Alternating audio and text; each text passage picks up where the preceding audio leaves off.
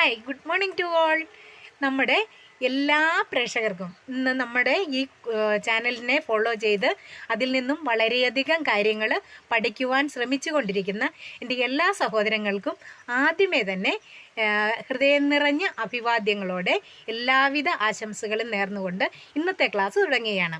നമ്മുടെ ഇന്നത്തെ ക്ലാസ്സിന് നമ്മൾ നേരത്തെ പറഞ്ഞിരുന്നതിന് പ്രകാരം നമ്മൾ എല്ലാ ദിവസവും ഉപയോഗിക്കുന്ന എന്നാൽ നമ്മൾ ഒട്ടും തന്നെ പ്രാധാന്യം നൽകാതെ പോകുന്ന ഇതെങ്ങനെ ഇവിടെ വന്നു, ഇതെന്താണ്, എങ്ങനെയാണ് ഇതിനു വേണ്ടി നമ്മൾ ഏത് വാക്കുകളാണ് ഉപയോഗിച്ചിരിക്കുന്നത് എന്ന് അല്പം പോലും ശ്രദ്ധിക്കാതെ നമ്മൾ ഉപയോഗിക്കാൻ നമുക്ക് സാധിക്കില്ല എന്ന് മാറ്റിവെച്ചിരിക്കുന്ന കുറേ വാക്കുകൾ, അതാണ് നമ്മൾ ഇന്ന് പഠിക്കാൻ പോകുന്നത്. അതായത് ഇത് താങ്കൾക്ക് വേണ്ടിയാണോ എന്ന് നമുക്ക് ചോദിക്കണം. ഇത് താങ്കൾക്ക് വേണ്ടിയാണോ എന്ന് ചോദിക്കാൻ എനിക്കറിയില്ല എന്ന് പറഞ്ഞ് സാധാരണ മാറിയിരിക്കുകയാണ് പതിവ്. പക്ഷെ നമുക്കതിൽ അറിയില്ലാത്ത ഒരു വാക്ക് പോലും ഇല്ല. പക്ഷെ അതെങ്ങനെ ഉപയോഗിക്കണം എന്നതാണ് നമ്മുടെ പ്രശ്നം. ആ പ്രശ്നം സോൾവ് ചെയ്യുന്നതിന് വേണ്ടി നമുക്ക് ഇന്നത്തെ ക്ലാസ് ഉപയോഗിച്ചാലോ? Okay, come on. നമുക്ക് ബോർഡിൽ നോക്കി അതിൻ്റെ വ്യത്യാസം പറഞ്ഞ് അതിൻ്റെ ഇതെങ്ങനെ ഉപയോഗിക്കണം എന്നത് നമുക്ക് ബോർഡിലൂടെ പറഞ്ഞ് നമുക്ക് പഠിക്കാം. Okay, come on. Look here. താങ്കൾക്ക് വേണ്ടിയാണോ ഇത്? ഇതാണ് നമുക്ക് ചോദിക്കേണ്ട വാക്യം. താങ്കൾക്ക് വേണ്ടിയാണോ ഇത് എന്ന് ചോദിക്കുന്നതിന് നമുക്ക് ഉപയോഗിക്കാം is it for you. Is it for you എന്ന് ചോദിച്ചാൽ താങ്കൾക്ക് വേണ്ടിയാണോ ഇതെന്ന്.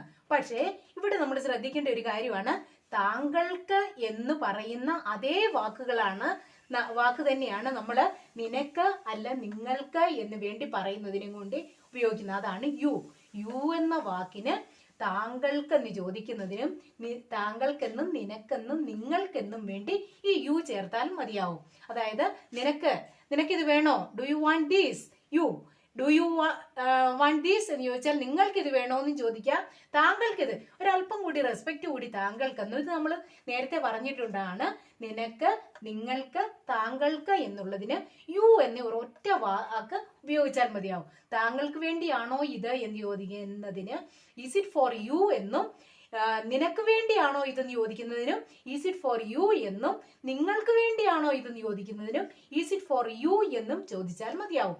ഇതിൻ്റെ അകത്ത് മെയിൻ ആയിട്ട് നമ്മൾ ശ്രദ്ധിക്കേണ്ട കാര്യമാണ് ഫോർ യു എന്ന് പറഞ്ഞാൽ താങ്കൾക്ക് അല്ലെ നിനക്ക് അല്ലെങ്കിൽ നിങ്ങൾക്ക് വേണ്ടി ആണോ ഇത് ഇസ് ഇറ്റ്, അത്രയും മാത്രമേ നമ്മൾ ഇതിൻ്റെ അകത്ത് ചേർക്കുന്നുള്ളൂ. ഇസ് ഇറ്റ് ഫോർ യു, നിനക്ക് അല്ലെങ്കിൽ നിങ്ങൾക്ക് വേണ്ടിയാണോ ഇത് എന്ന് ചോദിക്കുന്നതിന് നമ്മൾ ഇത് ഇത്രയും പഠിച്ചാൽ മതിയാവും. അതുപോലെ ഇതൊന്ന് പഠിച്ചു വെച്ചിട്ട് നമുക്ക് ഇതൊന്നും ശ്രദ്ധിച്ചിട്ട് നമുക്ക് ഇത് ഓരോന്നും വെച്ച് നമുക്ക് ഓരോ സെന്റൻസ് പഠിക്കാം. ഫോർ ഹെർ അല്ലെങ്കിൽ ഹിം എന്ന് പറയുമ്പോൾ അവന് അല്ലെങ്കിൽ അവൾക്ക് വേണ്ടി എന്ന് പറയുന്നതിന് ഫോർ ഹെർ എന്ന് പറഞ്ഞാൽ അവൾക്ക് വേണ്ടി എന്നും, ഫോർ ഹിം എന്ന് പറഞ്ഞാൽ അവന് വേണ്ടി എന്നും ആവും. ഇതും ഓർമ്മയിൽ സൂക്ഷിക്കുക, എന്നിട്ട് സംസാരിക്കാൻ ശ്രമിക്കുക. ഫോർ ദം എന്ന് പറഞ്ഞാലോ അവർക്ക് വേണ്ടി, ഫോർ മീ എന്ന് പറഞ്ഞാലോ എനിക്ക് വേണ്ടി, ഫോർ രാമിന് വേണ്ടി, ഫോർ സീതയ്ക്ക് വേണ്ടി. അങ്ങനെ നമ്മൾ ആരുടെ പേരാണോ പറയേണ്ടത് അവരുടെ പേരിന് മുമ്പ് ഫോർ ചേർത്തിട്ട് പറയുകയാണ് അവർക്ക് വേണ്ടി എന്നേ അർത്ഥം കിട്ടും എന്ന ഇത്രയും വാക്കുകൾ നമ്മൾ ഒന്ന് മനസ്സിൽ സൂക്ഷിക്കുക. എന്നിട്ടാണ് ഇനിയാണ് നമ്മൾ സംസാരിക്കാൻ തുടങ്ങുന്നത്. അത് നമ്മൾ ആദ്യം പറയണ he went there for them. He went there for them. അവൻ അവിടെ പോയത് for them, അവർക്ക് വേണ്ടിയാണ്. അവൻ അവിടെ പോയത് അവർക്ക് വേണ്ടിയാണ്. He went there for them. അതുപോലെ they are doing it for Ram. They are doing it for Ram. രാമിന് വേണ്ടി. അവർ അത് ചെയ്യുന്നത് രാമിന് വേണ്ടിയാണ്.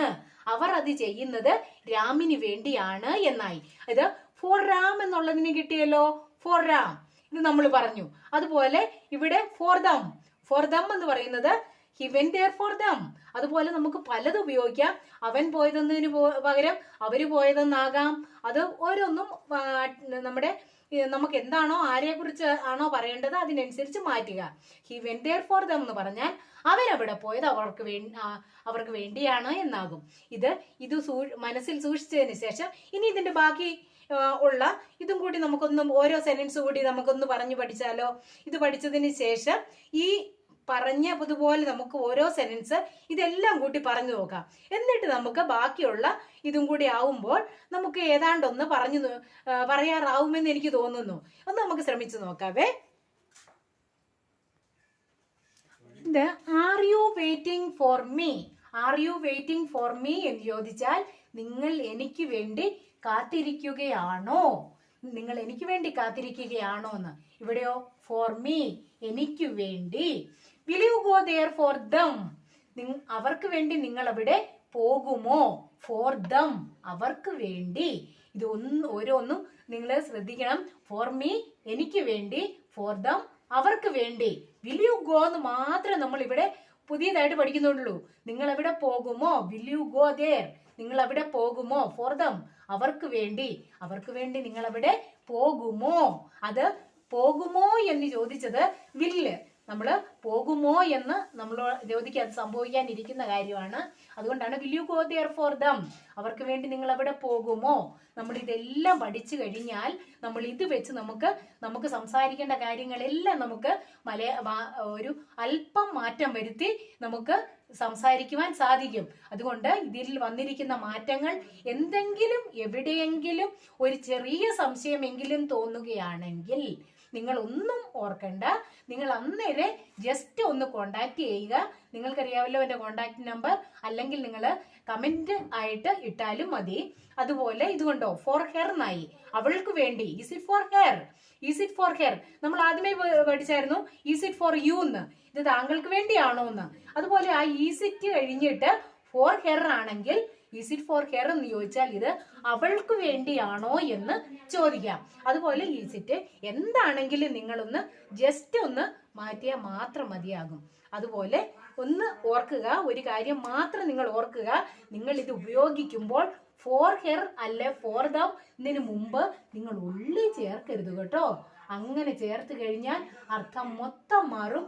ഒള്ളി ഫോർ എന്ന് ചേർത്താൽ ഇതിന്റെ അർത്ഥം എന്താണെന്ന് അറിയാമോ? ഒള്ളി ഫോർ എന്ന് പറഞ്ഞാൽ എന്തെങ്കിലും ഒരാളുടെ പേര് ഒള്ളി ഫോർ ഇവിടെ നമ്മൾ പറഞ്ഞാൽ ഹെർന്ന് ഹെർ എന്ന് വരികയാണെങ്കിൽ ഇതിന്റെ അർത്ഥം എന്താണെന്ന് അറിയാവോ? അവൾക്ക് വേണ്ടി മാത്രം. അന്നേരം അവൾക്ക് വേണ്ടി മാത്രം എന്ന അവൾക്ക് വേണ്ടി മാത്രം, ഇതാണ് ഇതിൻ്റെ അകത്ത് വരുന്ന വ്യത്യാസം. നമ്മൾ ഈ ഒരു ചെറിയൊരു വാക്ക് നമുക്ക് മാറ്റം വന്നാൽ മതി. ഇത് മാത്രം നിങ്ങൾ ശ്രദ്ധിച്ചോണം. ഇതുമായിട്ട് ബന്ധമില്ല കേട്ടോ. അവൾക്ക് വേണ്ടി മാത്രം എന്ന് പറയാനാണെ നമ്മൾ ഒള്ളി ഫോർ ഹെർ എന്ന് ഉപയോഗിക്കണം, അല്ലെങ്കിൽ ഇതിന്റെ എല്ലാം മുമ്പിൽ ഒള്ളി ചേർക്കണം. പക്ഷേ അത് അവർക്ക് വേണ്ടി മാത്രമല്ല, ഫോർ ഹെർ അവൾക്ക് വേണ്ടി, അവന് വേണ്ടി, അവർക്ക് വേണ്ടി, എനിക്ക് വേണ്ടി എന്ന് മാത്രം പറയേണ്ടപ്പോൾ മാത്രം ഫോർ ഉപയോഗിച്ചതിന് ശേഷം ഇത് ഒരാൾക്ക് വേണ്ടി മാത്രം, ഒരാളെ സ്പെസിഫൈ ചെയ്ത് നമ്മൾ പറയുകയാണെങ്കിൽ നമ്മൾ ഒരു കാര്യം ഓർത്തോണം, ഈ ഉള്ളി ചേർത്തിട്ടേ പറയാവുള്ളൂ. Okay, if you have any doubt about this you just contact me. Okay, ഇനി നിങ്ങളോട് എനിക്ക് പറയുവാനുള്ളത് ഒരേ ഒരു കാര്യം മാത്രമാണ്. നമ്മൾ ഇനി പറഞ്ഞ് നിർത്തിയ കാര്യത്തിൽ എന്തെങ്കിലും സംശയം ആർക്കെങ്കിലും തോന്നുന്നുണ്ടോ? ഇത് ചേർത്ത് ഇങ്ങനെ പഠിച്ചാൽ നമുക്ക് നമ്മുടെ ലാംഗ്വേജ് ഒരല്പം കൂടി ഒന്ന് ഡെവലപ്പ് ചെയ്തെടുക്കാൻ സാധിക്കുമെന്ന് നിങ്ങൾക്ക് തോന്നുന്നുണ്ടോ? നിങ്ങൾക്ക് കഴിയുമെന്ന് എനിക്ക് ഉറപ്പുണ്ട്. നിങ്ങൾക്ക് ഉറപ്പില്ലെങ്കിലും എനിക്ക് ഉറപ്പുണ്ട്. പക്ഷേ ഒന്ന് മാത്രം ഞാൻ പറയുന്നത് പോലെ നിങ്ങളൊന്ന് ചെയ്താൽ മാത്രം മതി. പിന്നെ നിങ്ങൾക്ക് എന്തെങ്കിലും സംശയമുണ്ടെങ്കിൽ ജസ്റ്റ് എന്നെ ഒന്ന് അറിയിക്കുക. ഇതിവിടെ എങ്ങനെ ഇത് വന്നു, അല്ലെങ്കിൽ ഇതിനു വേണ്ടി നമ്മൾ എന്ത് ചെയ്യണം, ഇതിനു പകരം ഇത് ചേർത്താൽ എന്താണ് വരുന്ന മാറ്റം, അങ്ങനെയുള്ള കാര്യങ്ങൾ മനസ്സിലാക്കി വേണം നമ്മൾ പഠിക്കുവാൻ.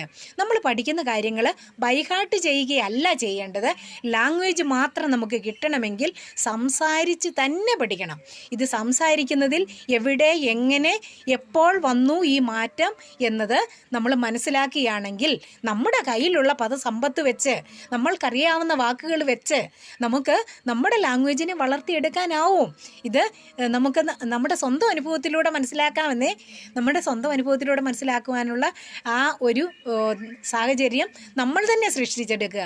അതിനുവേണ്ടി നമുക്ക് വീണ്ടും അടുത്ത ക്ലാസ്സിന് വേണ്ടി കാത്തിരിക്കാം. അതിനു മുമ്പ് if you like this class, you just don't forget to like it, and if you are ready to subscribe it, just show me the kindness to subscribe it also. If you have any comment, you can comment it and inform me. Okay, see you in the next class with more details about how to speak in English without grammar mistake, and how can we talk fluently with our English. Okay, see you in the next class.